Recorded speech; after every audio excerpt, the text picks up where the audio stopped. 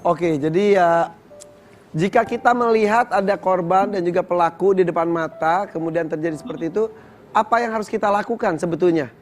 Memberikan ruang atau tekanan atau bagaimana? Atau langsung lapor polisi? Gitu. Bagaimana? Ya, enggak maksudnya ketika kembali lagi hal yang terjadi. Ya.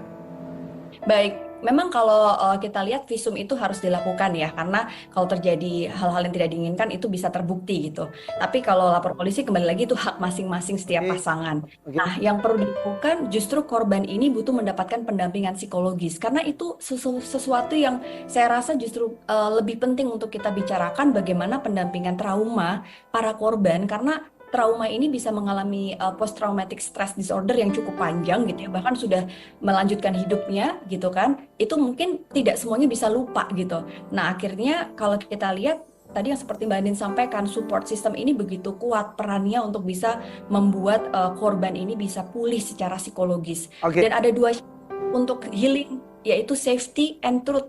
Kalau selama healing itu tidak aman dan ada ketidakjujuran, biasanya healing itu nggak akan optimal begitu. Oke, jadi harus ada kejujuran untuk bisa healing itu sendiri ya.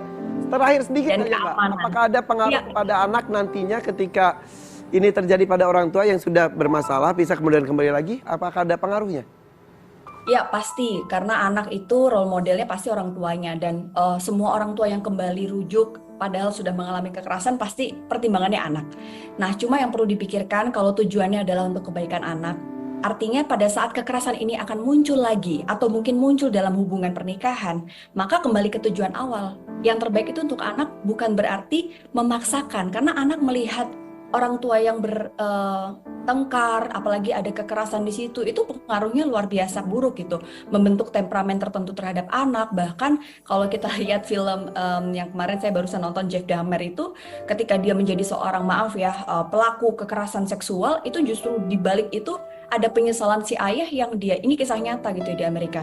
Dia justru merasa bersalah karena sempat mempertahankan hubungan yang toksik dengan ibunya dan sering sekali menunjukkan violence di depan anak.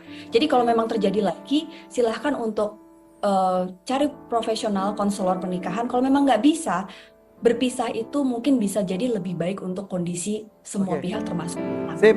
Terima kasih Mbak Nolisa. Terima kasih. Terima kasih banyak. Terima kasih ya.